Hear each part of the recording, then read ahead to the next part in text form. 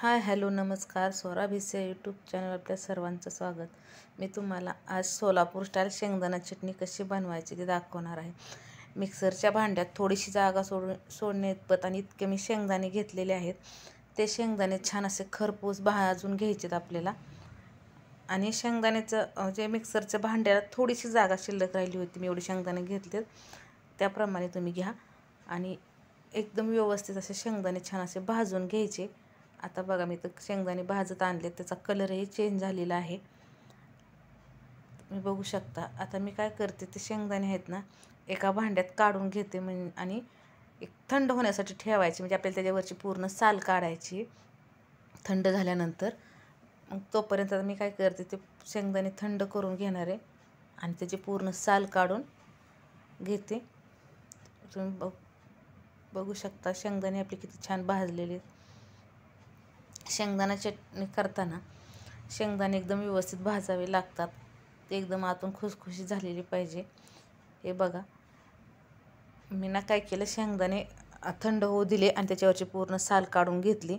साल काढल्यानंतर मी आता कढई परत गॅसवर ठेवली आणि त्यात तेल टाकलं, शेंगदाणा तेल थोडंसं, आणि त्या तेलात शेंगदाणे टाकलेत. आणि आता ते शेंगदाणे आहेत ना आपल्याला 10 मिनिट तरी छान असं मंद गॅसवर भाजून घ्यायचे, म्हणजे ते एकदम असे खुसखुशीत होतात. आणि आपण जेव्हा चटणी बनवतो त्यावेळेस ते असे छान लागतात आणि खाताना पण. म्हणून 10 मिनिट तरी शेंगदाणे मंद गॅसवर असे छान भाजून घ्यायचे त्या तेलावर. हे बघू शकता आता आपले शेंगदाणे भाजलेले आहेत, एकदम हलके होतात ते भाजल्यानंतर. आणि ते थंडही करून घेतलेत मी. थंड झाल्यानंतर आता मिक्सरच्या भांड्यात मी पूर्ण शेंगदाणे असे काढून घेणार आहे.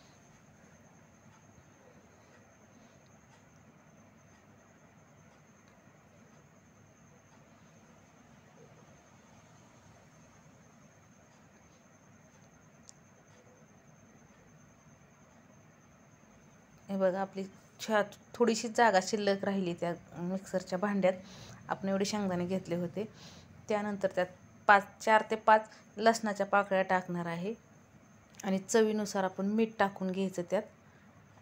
मीठ टाकल्यानंतर एक ते 1.5 चमचा लाल मिरची पावडर तुम्ही कुठली वापरू शकता ती टाकून घ्यायची, कारण शेंगदाण्याची चटणी जास्त तिखट पण नसते त्याच्यामुळं. आणि आता हे सगळं मिक्स करायचं आहे आपल्या, त्याच्यामुळे मी टॉस करून घेणार आहे भांड्यातच.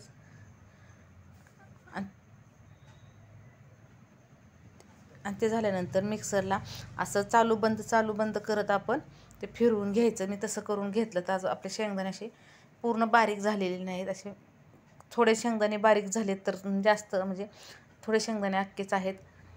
आणि त्यात आपण नंतर थोडंसं शेंगदाणा तेल टाकून घ्यायचं आणि नंतर चालू बंद मिक्सर करत ते छान असं बारीक करून घ्यायचं. पूर्ण बारीक करून नाही घ्यायचं, त्यात आज आपले शेंगदाणे असे राहिले पाहिजेत. तुम्ही बघू शकता.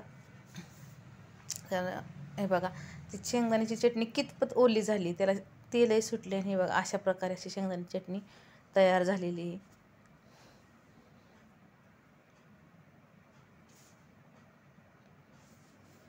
तुम्हाला जर माझी रेसिपी आवडली तर व्हिडिओला लाईक, कमेंट, शेअर आणि सबस्क्राईब नक्की करा. व्हिडिओ पाहिल्याबद्दल धन्यवाद.